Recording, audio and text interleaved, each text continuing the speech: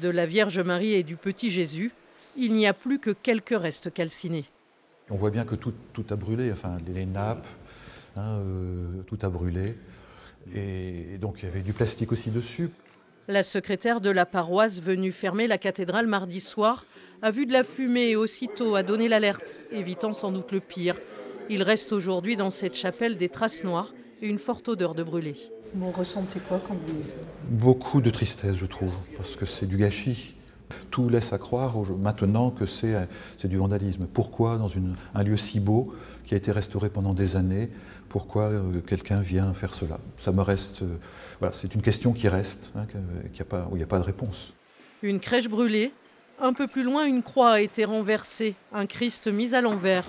Et dans le confessionnal de la petite chapelle, le bras d'un autre Christ a lui été tordu, une mise en scène qui interpelle. Quels sont les symboles qu'on veut casser, qu'on veut détruire de cette manière-là? C'est vraiment très étonnant. La croix à l'envers peut être interprétée comme un geste satanique. Le feu mis à une crèche peut revêtir plein de sens, mais honnêtement, c'est à l'enquête judiciaire de faire le tri entre les interprétations qui peuvent venir à l'esprit.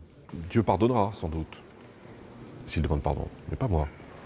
Une mise en scène que cherchent à comprendre également les gendarmes, qui n'excluent aucune piste. S'il reste bien des traces de fumée, la cathédrale de Lavaur a, elle, retrouvé calme et silence.